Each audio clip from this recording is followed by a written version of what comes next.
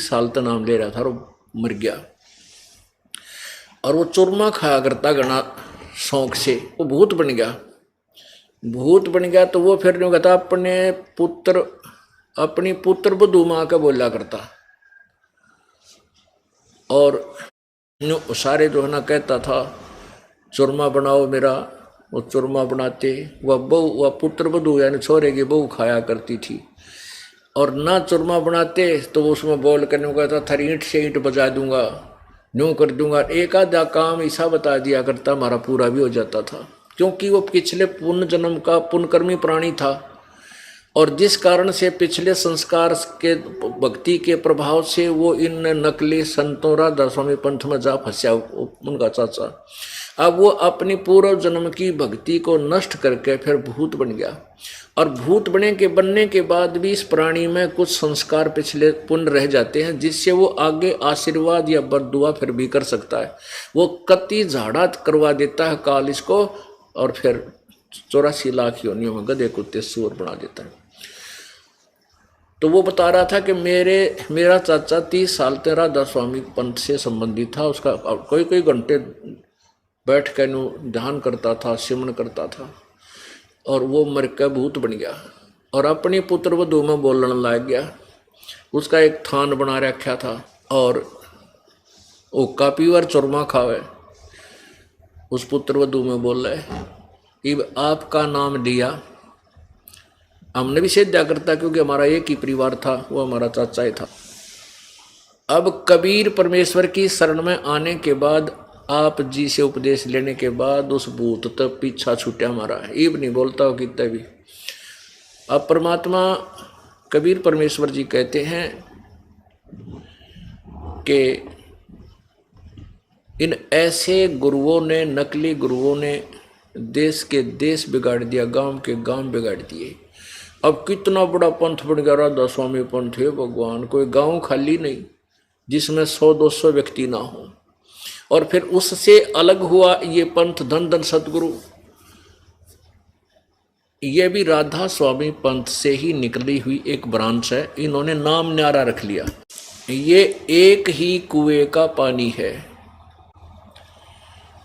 अब जैसे श्री सावन सिंह जी जो थे, वो बाबा जयमल सिंह जी जिन्होंने राधा स्वामी पंथ ब्यास में की स्थापना, वहाँ डेरा स्थापित किया, उसके उत्तराधिकारी थे।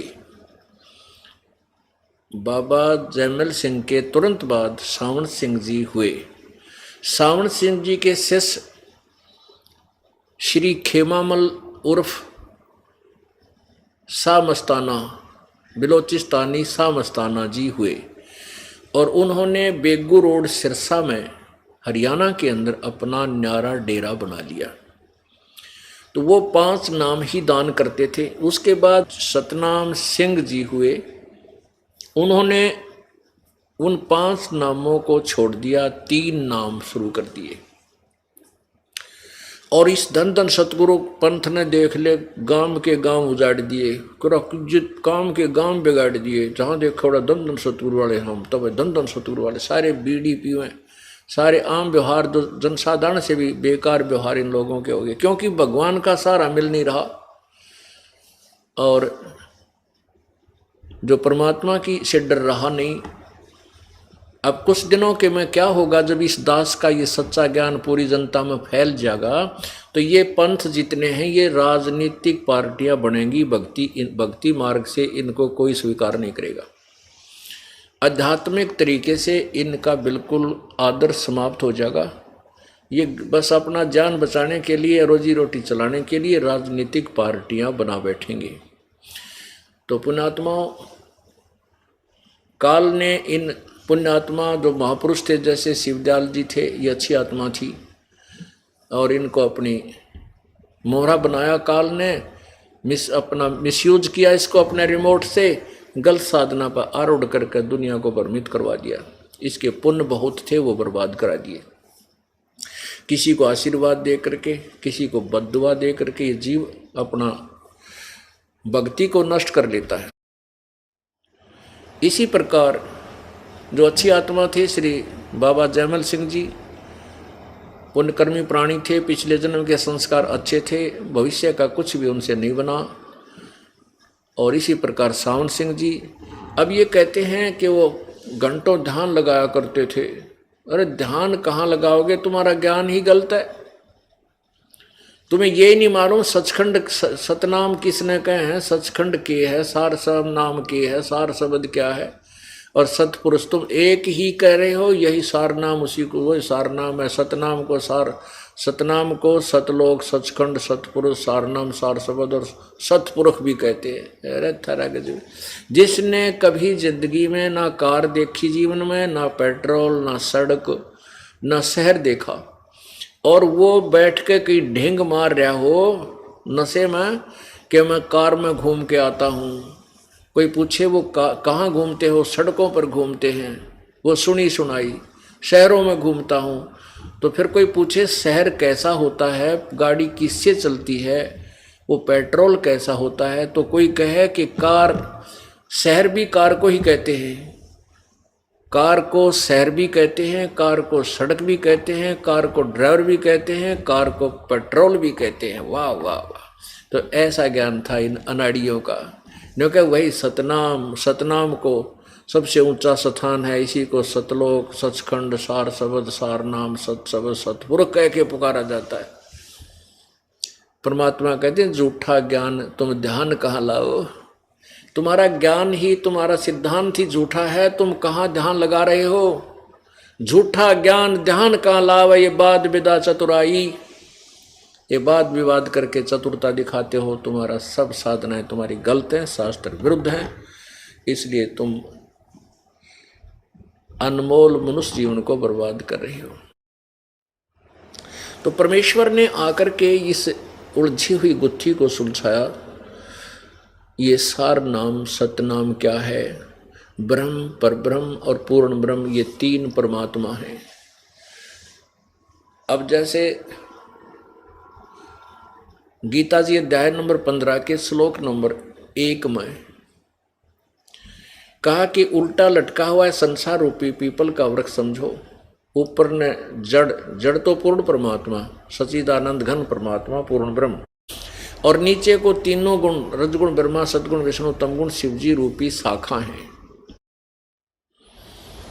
और जो संत इस उल्टे लटके हुए संसार रूपी वृक्ष के सभी पार्ट्स, सभी हिस्से बता देगा, उसके टुकड़े बता देगा, जैसे तना क्या है, डार क्या है, शाखा क्या है, पत्ते क्या है, स वेदवित, वो वेद के तात्पर्य को जानने वाला है, वो तत्वदर्शी संत है।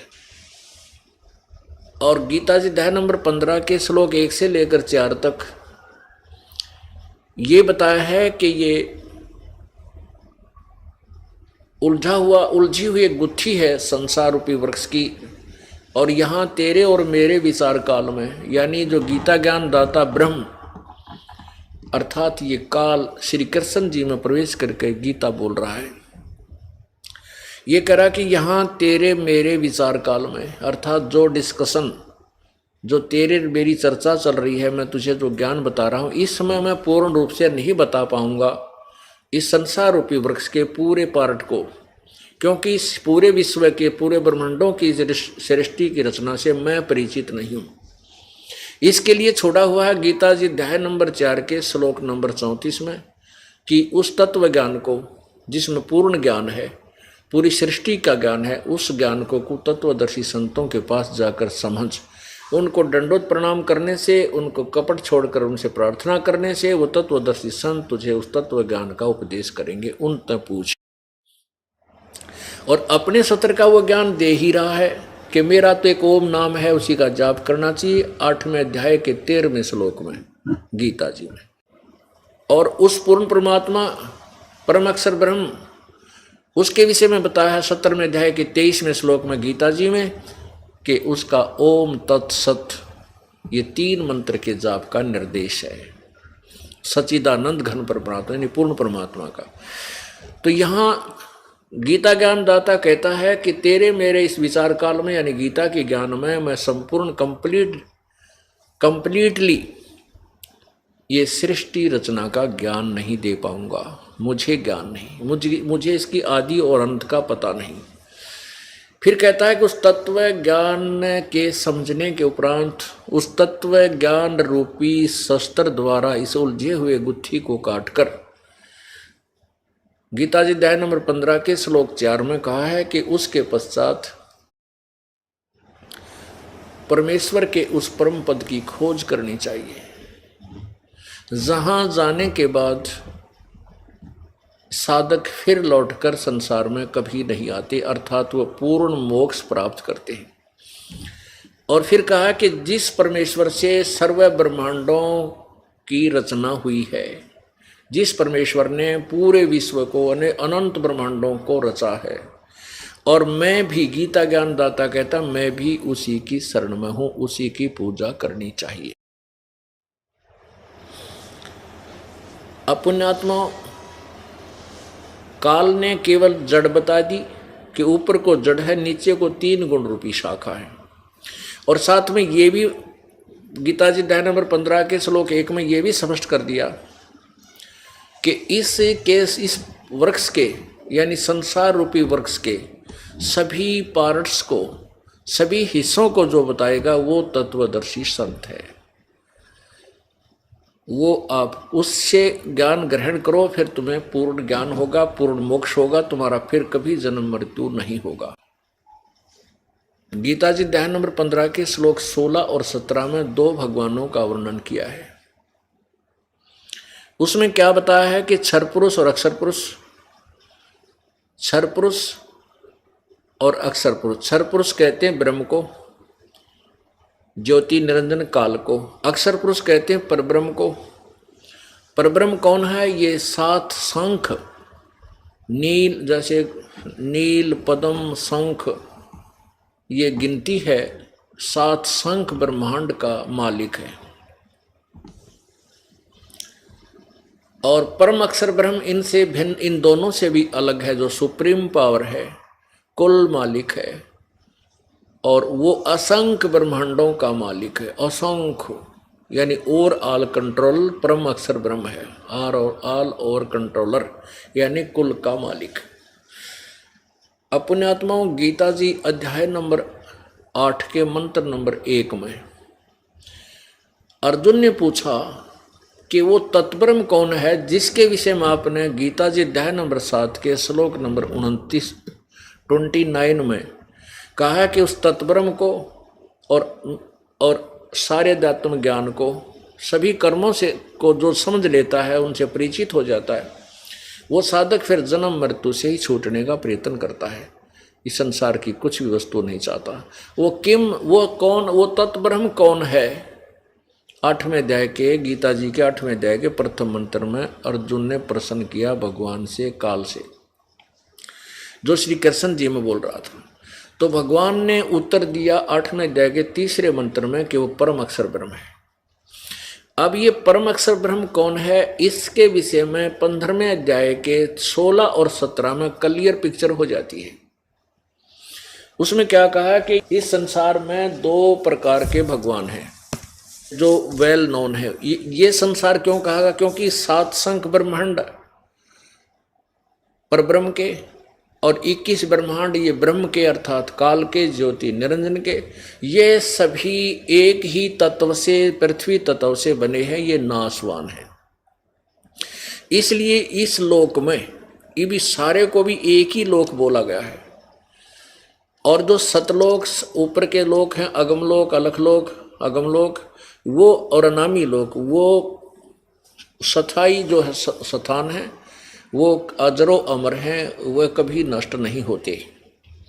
इसलिए इस 7 शंख ब्रह्मांड यानी परब्रह्म वाले, अक्षर पुरुष वाले, और 21 ब्रह्मांड इस ब्रह्म अर्थात अक्षर पुरुष वालों को एक ही लोक बोला। इस लोक में अब देखिएगा, ये है श्रीमद् भगवत गीता जी, जय दयाल गोविंद का, ये गीता प्रेस गोरखपुर से प्रकाशित है।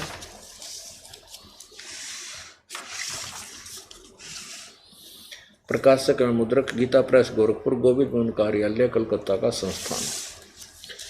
अब इसमें देखें 15वां अध्याय। अब हम इसमें आपको 16 और 17 श्लोक दिखाएंगे। ये देखिएगा अध्याय 15, इसमें श्लोक 16 में लिखा है कि द्वौ माने दो, इमौ माने इस, लोके माने लोक में, पुरुषौ माने भगवान। कौन कौन से? क्षर च अक्षर। इस लोक में क्षर यानी क्षर पुरुष, इस पुरुष को इन दोनों स्थानों पर लगाया जाएगा, क्षर पुरुष और अक्षर पुरुष। दो भगवान हैं, दिवौ इमौ पुरुषौ लोके, क्षर च अक्षर एवं च क्षर सर्वाणि भूतानि कुटस्थ अक्षर उच्यते। इसका अर्थ इन्होंने किया है, यह देखिएगा। इस संसार में नाशवान और अविनाशी भी ये दो प्रकार के, इन्होंने पुरुष ही लिखकर छोड़ दिया, गोल मोल कर दिया। पुरुष माने दो प्रकार के भगवान हैं, प्रभु हैं, और इनमें संपूर्ण प्राणियों के शरीर नाशवान और जीवात्मा अविनाशी कहा जाता है। इससे सिद्ध हो गया कि क्षर पुरुष और अक्षर पुरुष यानी ब्रह्म और परब्रह्म, ये दो भगवान हैं।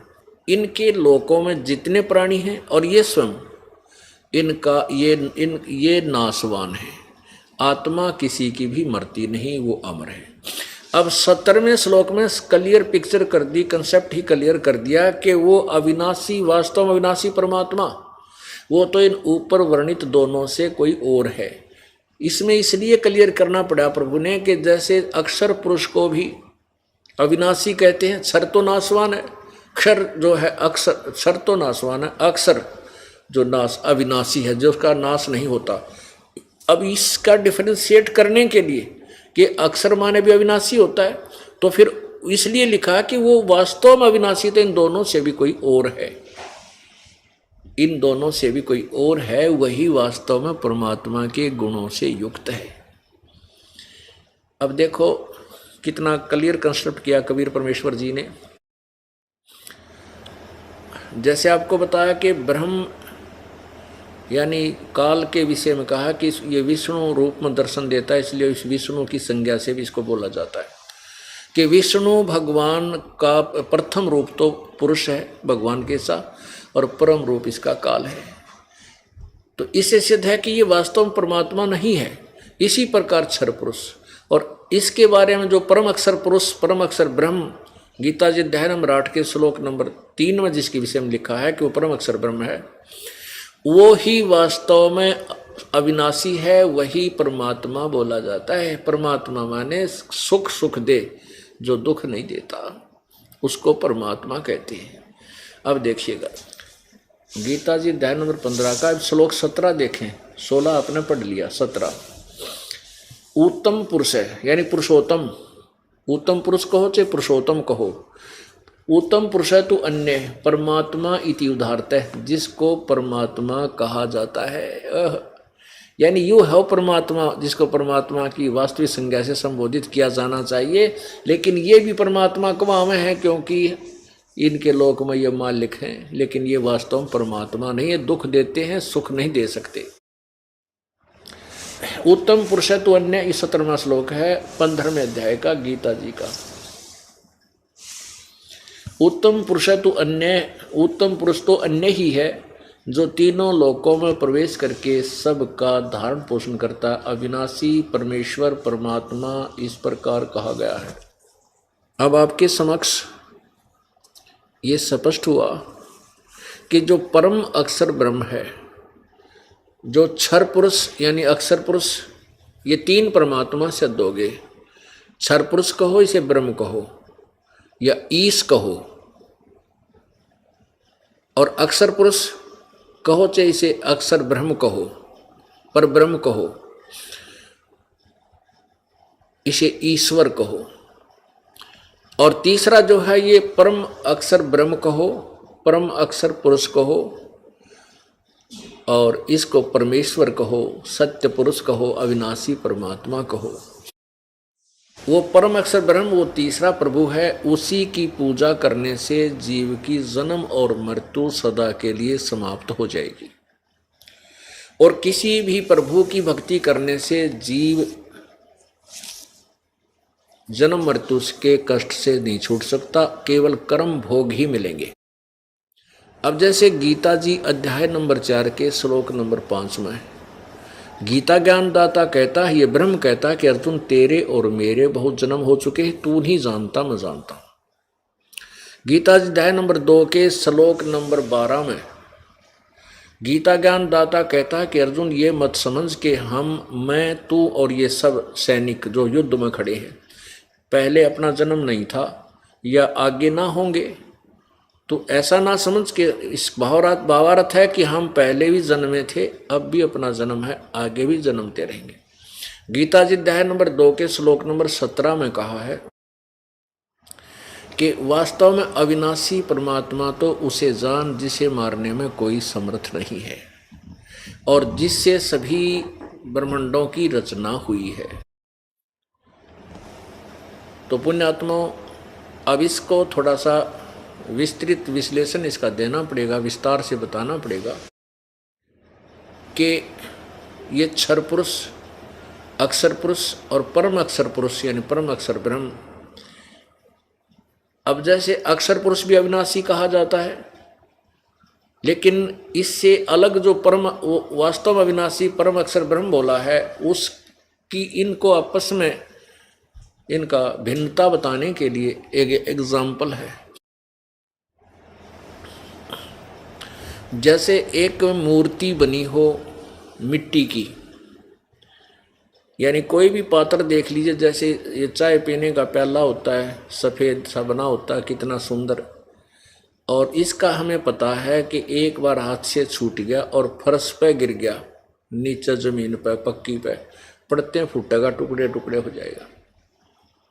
ये तो क्षर पुरुष है। और एक स्टील का यानी इस्पात का चाय का प्याला बना हुआ है, चाय पीने का प्याला यानी कप स्टील का है, वो ऐसे गिरने से नहीं टूटता, वो उस मिट्टी वाले कप की तुलना में बहुत स्थायी है। लेकिन वो स्टील को भी एक दिन जंग लगेगा, उसका वो नष्ट होगी, समय भले ही ज़्यादा लग जाए। वो भी वास्तव में अविनाशी तो कहा, इसको स्थायी धातु बोल दिया, लेकिन वास्तव में स्थायी नहीं है। इसका भी नष्ट होगा, पर होगा बहुत दिनों में, बहुत समय लगेगा। लेकिन तीसरी धातु सोना है, इसको कभी जंग नहीं लगता, इसका विनाश नहीं होता। इसी प्रकार ये तीन परमात्माओं की स्थिति आपको बताते हैं। जैसे इस क्षर पुरुष क्षर ब्रह्म की यानी ब्रह्म की मृत्यु कैसे होगी, कब होगी, कितना समय लगेगा, इसको वर्षों में समय इनका नहीं गिना जा सकता, इतनी लंबी उम्र है इनकी। इस क्षर पुरुष यानी ब्रह्म अर्थात काल के बेटे हैं तीन, रजगुण ब्रह्मा, सतगुण विष्णु, तमगुण शिव जी।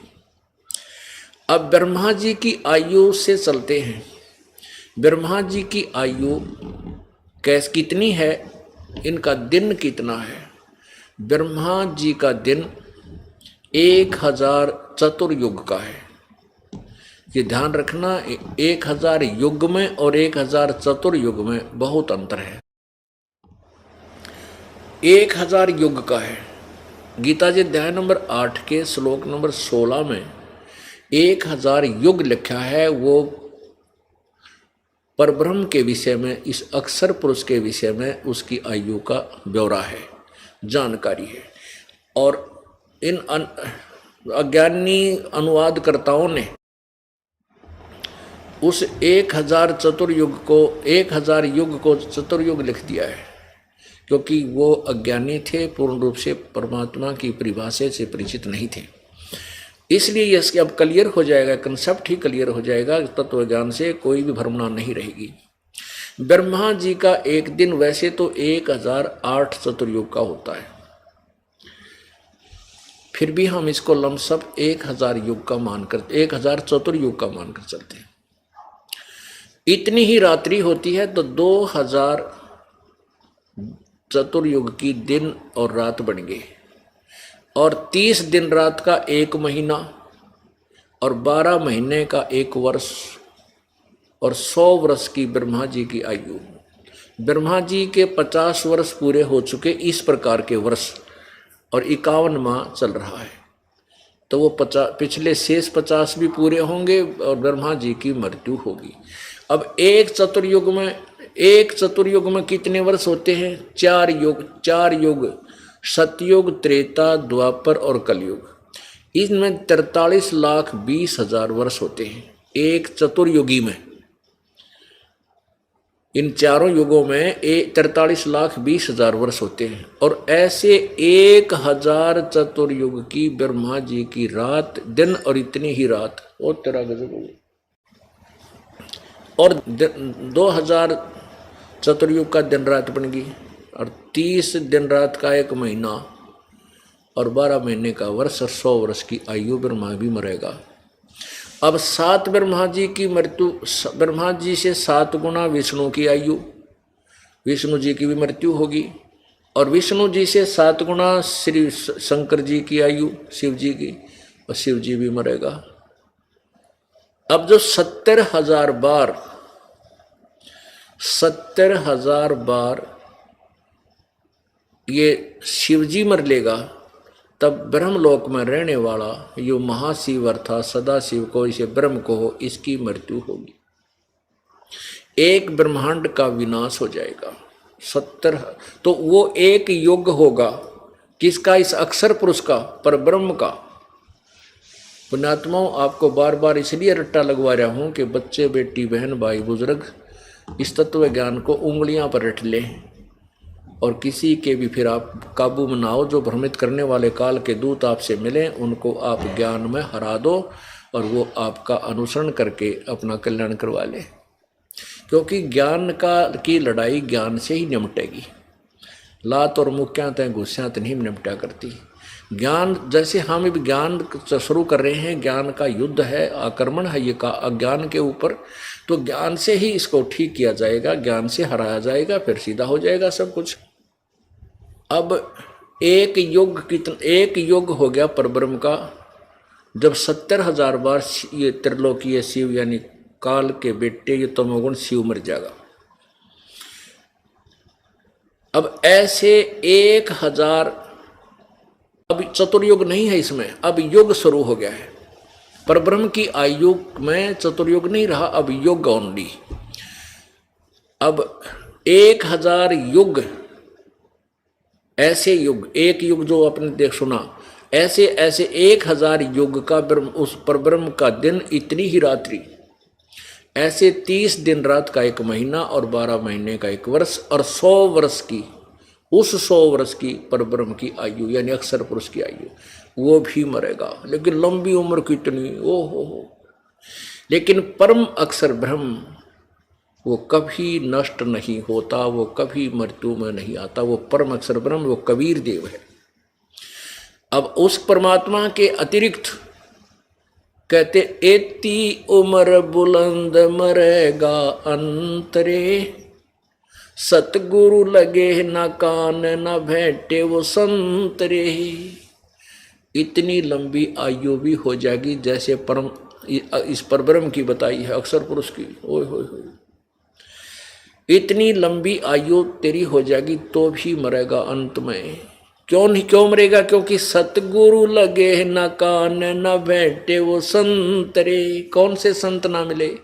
सतगुरु नहीं मिले, सदगुरु नहीं मिले, तत्वदर्शी संत नहीं मिले तुम्हें, और इतनी लंबी उम्र भी हो जाएगी तो भी तुम्हारी मृत्यु होगी, जन्म होगा, ब्राह्मण माटी होगी।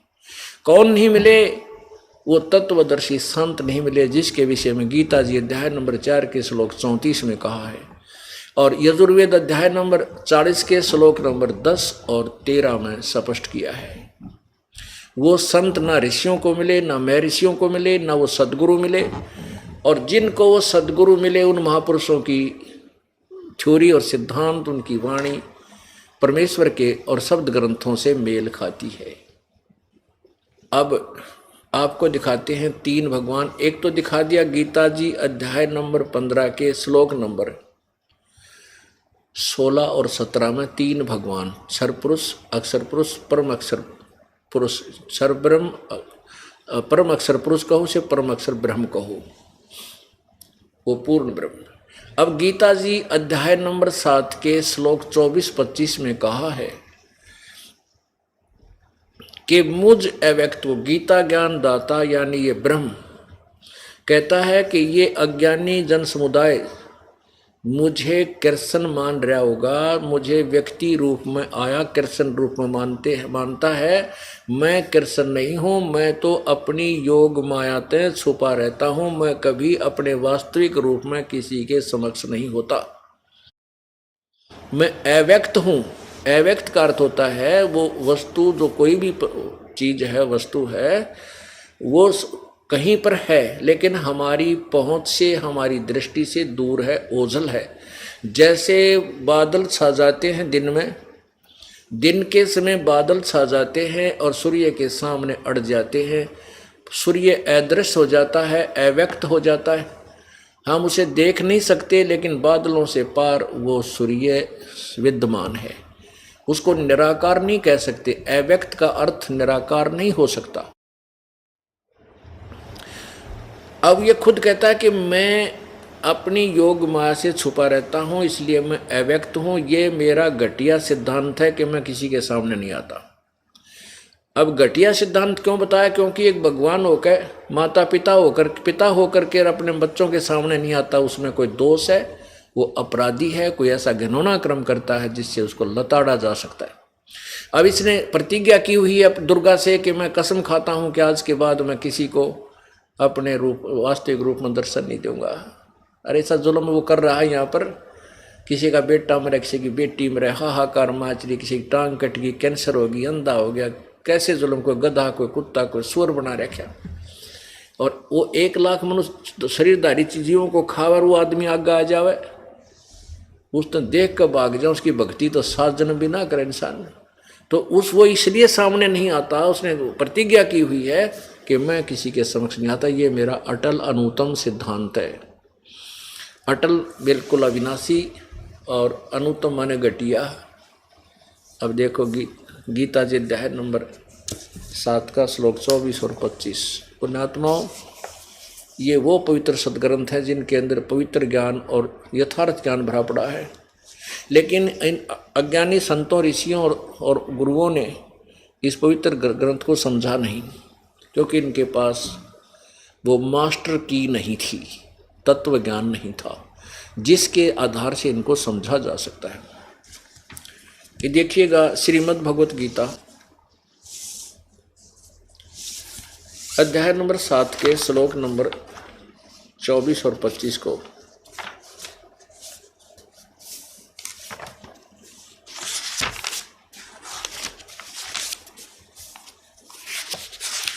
अध्याय नंबर 7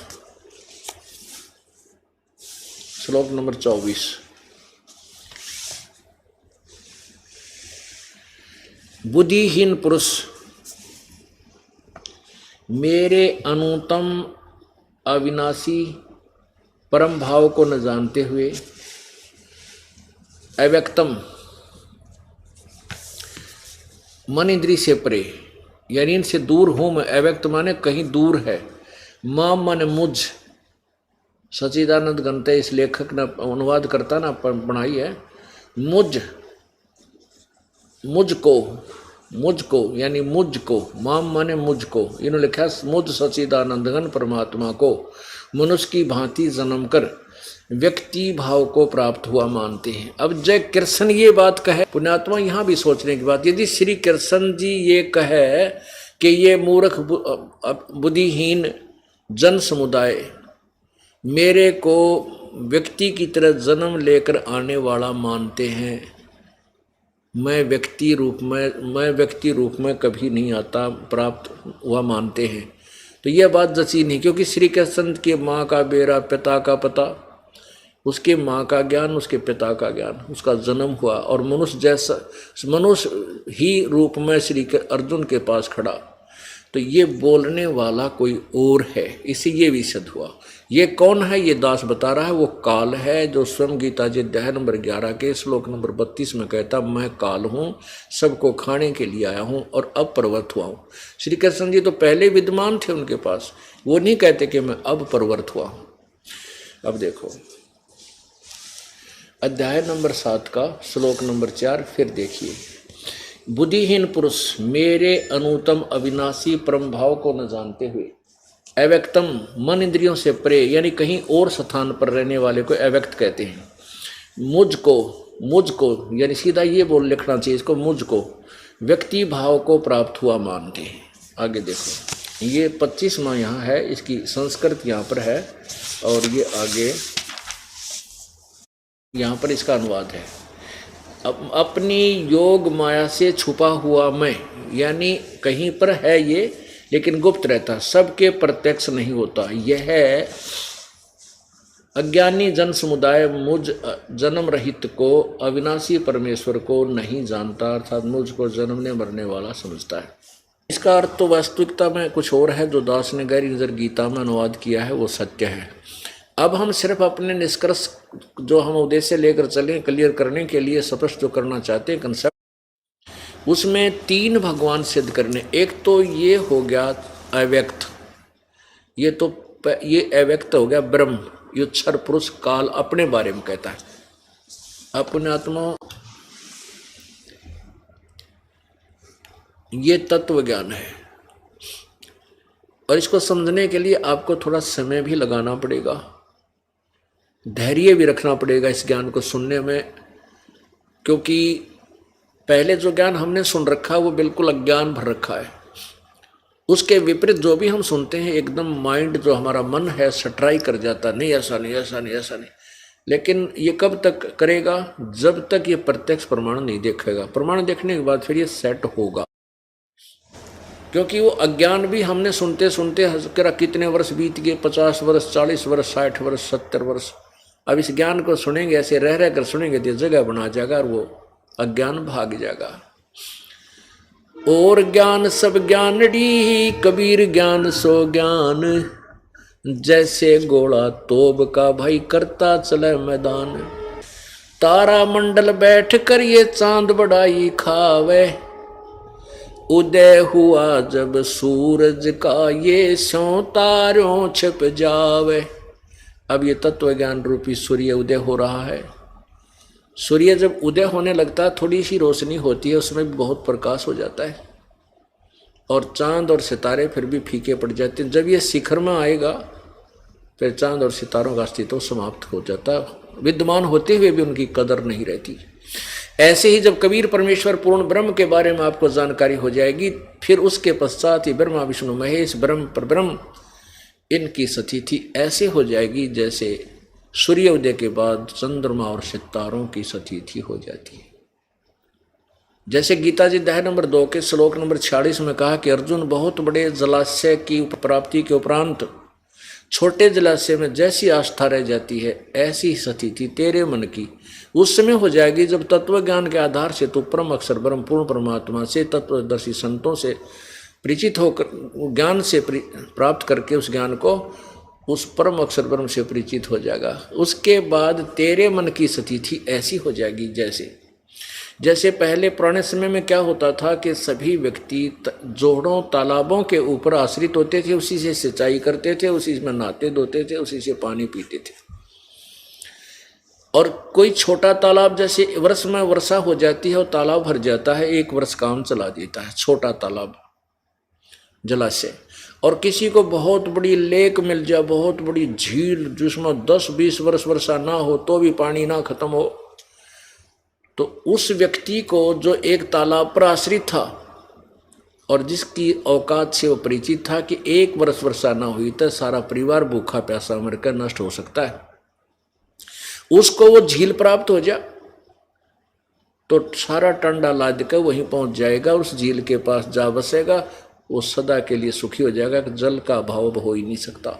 लेकिन वो जलाशय जो पहले वाला वो बुरा नहीं लगता, उसको वो बुरा नहीं लगता, लेकिन उसकी औकात से परिचित हो गया कि ये स्थायी नहीं है, स्थायी लाभ नहीं दे सकता। इसी प्रकार ब्रह्मा विष्णु महेश ब्रह्म परब्रह्म ये बुरे नहीं हैं, इनसे भी लाभ होता लेकिन आंशिक, बहुत कम। ये भी सूखेंगे, ये भी नष्ट में आएंगे, लेकिन वो पूर्ण परमात्मा परम अक्षर ब्रह्म वो कबीर देव जब हमें उसके बारे में ज्ञान हो जाएगा, उसकी प्राप्ति हो जाएगी, फिर हमारी आस्था इन ब्रह्मा विष्णु महेश में छोटे जलाशय जैसी रह जाएगी। वो बुरे नहीं लगता है। ये मत समझो कि वो यानी हे नहीं है, लेकिन वो काम चलाऊ सरकार समझ लो, वही काम चलाऊ सा काम था, उसका गुजारा सा और ठीक नहीं हो पाता। 2 वर्ष वर्षा न हुई तो उस जलाशय में भी पानी नहीं रहना था। इसी प्रकार तो यहाँ यही बता रहे हैं। अब ये तो क्षर पुरुष की स्थिति आपको पता चला। एक अव्यक्त तो ये 7वें अध्याय के 24 और 25 में हो गया। अब 8वें अध्याय में जो आपको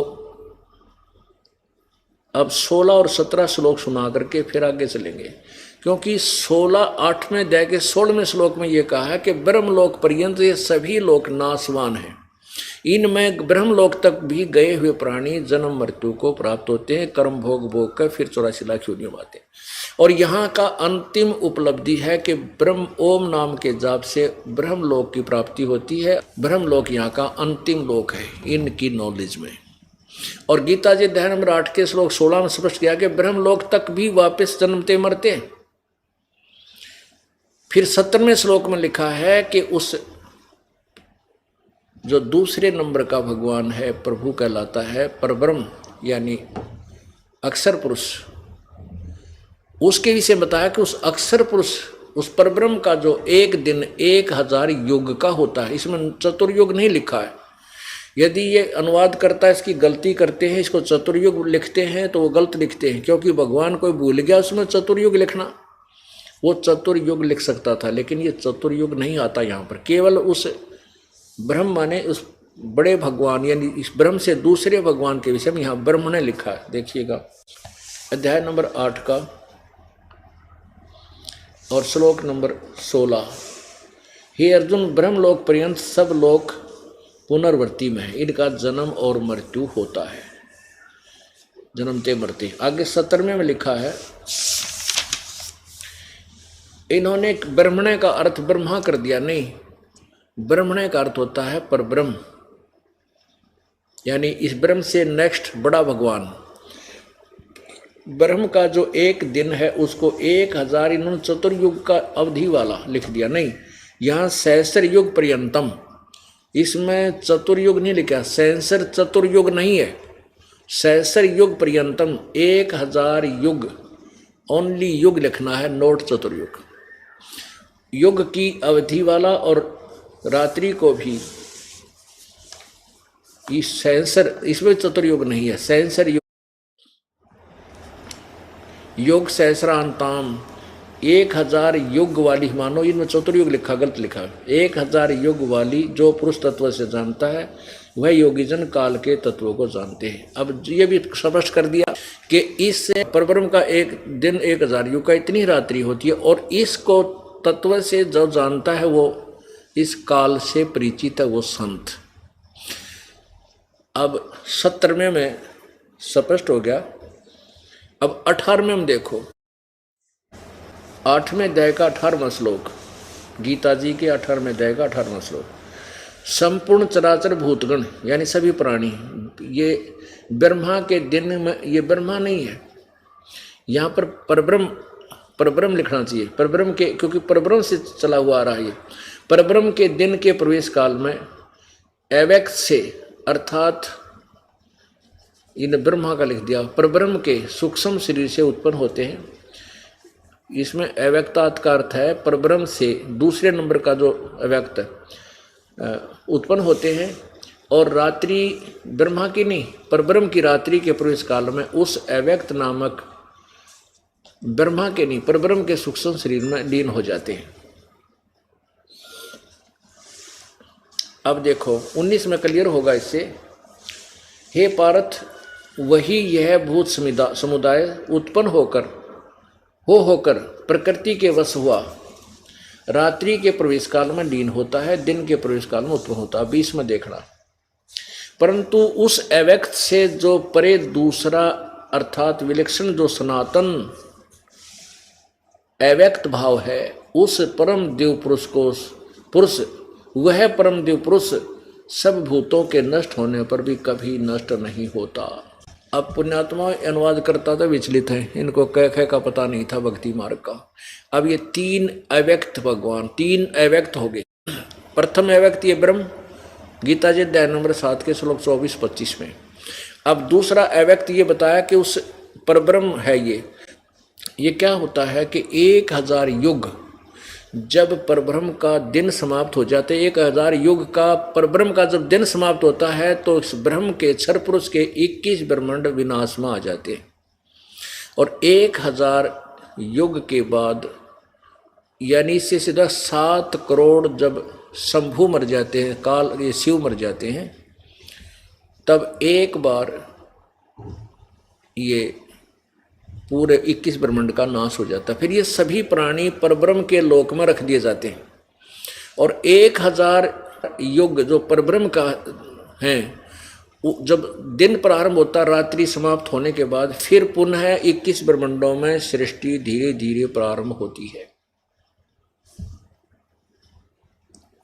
ये तो है परब्रह्म। अब इस परब्रह्म से, इस अव्यक्त से जो दूसरा परम अव्यक्त भाव है, सनातन अव्यक्त भाव, अविनाशी, उस परमेश्वर को, उस सच्चिदानंद ब्रह्म तो सभी के नष्ट होने पर भी कभी नष्ट नहीं होता। अब देख लो, अब दो अव्यक्त यहाँ दिखाए जा रहे हैं, फिर देखना 8वें अध्याय का 20वां श्लोक है। परंतु उस अव्यक्त से परे जो दूसरा विलक्षण जो सनातन अव्यक्त भाव है, उस परम देव पुरुष को, वह है परम देव पुरुष सब भुक्तों के नष्ट होने पर भी नष्ट नहीं होता, वो वास्तव में अविनाशी है। अब ये 8वें अध्याय का 21वां श्लोक है, 20वां आपने पढ़ लिया।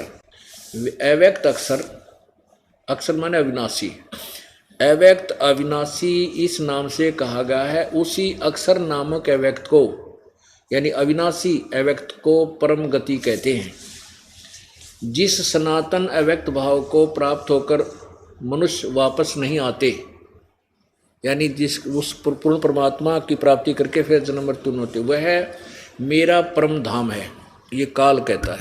अब गीता ज्ञानदाता कहता है कि जो अविनाशी अव्यक्त है, गीता जी अध्याय नंबर 15 के श्लोक 17 में स्पष्ट किया है, वही यहाँ किया जाता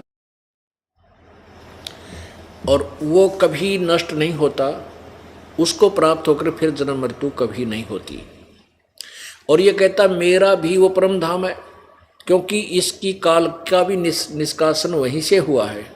अब जैसे कोई व्यक्ति गांव छोड़कर 50, 60, 100 वर्ष पहले उसके दादे परदादे शहर में रह रहे हैं और उनको ये पता होता है कि हमारा मूल गांव वो था, तो उस गांव का व्यक्ति उस शहर वाले व्यक्ति से जब मिलता है तो वो भी कहता है कि हम भी उस गांव के थे, हमारा मूल गांव तो वही है, लेकिन अब उनका वहाँ कुछ नहीं है, ना संपत्ति है, ना कोई संतान है, वो शहर रह रहे हैं। तो ऐसे ही ये काल कह रहा है कि मेरा भी वही परम धाम है, मैं भी वहीं से आया हूँ। अब आगे देखो 22वें में स्पष्ट करता है, 8वें अध्याय का श्लोक 22। हे पार्थ, जिस परमात्मा के अंतर्गत सर्वभूत यानी जो कुल का मालिक है और जिस सच्चिदानंद घन परमात्मा से ये समस्त जगत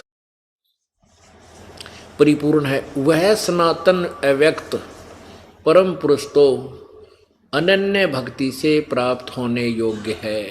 अनन्य का अर्थ है कि किसी और में श्रद्धा न रखे, केवल सब पूजाएं त्याग कर उसी की पूजा सच्चे सतगुरु तत्वदर्शी संत से लेकर करे, तब उसका पूर्ण मोक्ष हो जाता है, फिर जन्म मृत्यु कभी नहीं होती। अब इस आज के सत्संग का जो उद्देश्य था कि ब्रह्म ये काल है, ये समझाना। पर ब्रह्म और ब्रह्म जो है ये 21 ब्रह्मांड का स्वामी है और ब्रह्मा विष्णु महेश इस ब्रह्म के पुत्र हैं। ये रजगुण ब्रह्मा है, सतगुण विष्णु, तमगुण शिव जी। एक ब्रह्मांड में एक विभागीय मंत्री हैं और एक ब्रह्मांड में ये ब्रह्म क्षर पुरुष, ये इनका पिताजी है, ये समझो मुख्यमंत्री है। और जो अक्षर पुरुष है यानी परब्रह्म, वो 7 सांख्य ब्रह्मांड का मालिक है, वो भी नाशवान है। ब्रह्मा विष्णु महेश भी नाशवान है और ये ब्रह्म भी नाशवान है। और तीसरे नंबर का जो परमात्मा है परम अक्षर ब्रह्म, वो तीसरा अव्यक्त सच्चिदानंद घन परमात्मा, वो कभी नष्ट नहीं होता। वहां गए हुए प्राणी का फिर पुनर्जन्म नहीं होता। बोलो सतगुरुदेव की जय। परमपिता परमात्मा सारी सृष्टि के रचनहार कुल मालिक,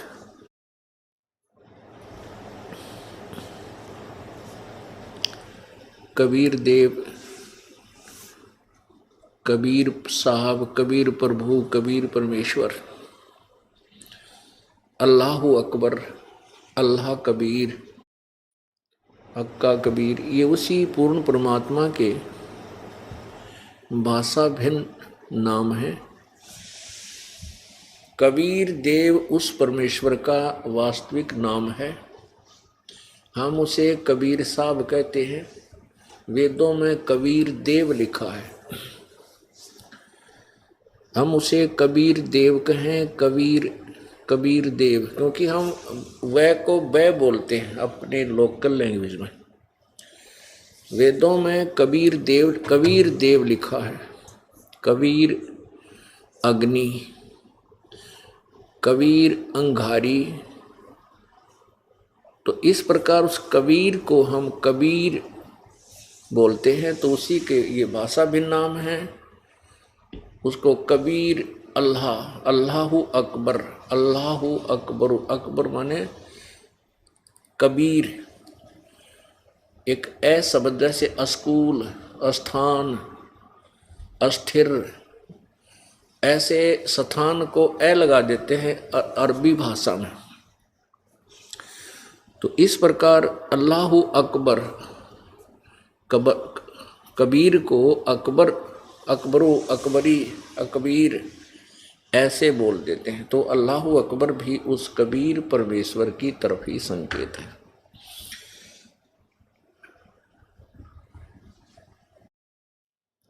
तो वो परमात्मा यहाँ इस काल के लोक में स्वयं आते हैं और अपने पाने की विधि, अपनी प्राप्ति का जो मेथड है, वे ऑफ वर्शिप है, यथार्थ जो ज्ञान है, उसको स्वयं ही आकर के बताते हैं। और काल भगवान ने ऐसा जुल्म करवाया हुआ होता है अपने अज्ञानी संतों और गुरुओं महर्षियों के द्वारा कि उसने पूरे के पूरे भगत समाज में शास्त्र विरुद्ध ज्ञान और शास्त्र विरुद्ध साधना का ढोल पिटवा रखा होता है।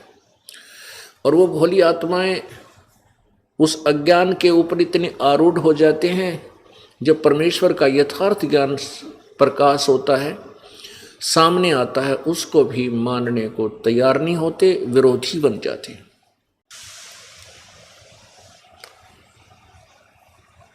जब परमात्मा सन 1398 में आकर के एक शिशु रूप धारण करके प्रकट हुए थे कबीर देव,